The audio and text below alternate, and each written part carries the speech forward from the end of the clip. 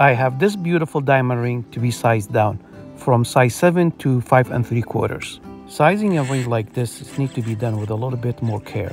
Because the ring has quite a bit of diamonds on the side, usually for something like that I use the leather like this, so this way I will not break the diamonds. Keep watching until the end, so this way you will see how the sizing turned out. And if you like the video, just subscribe to the channel, so this way I can make more and more content like this.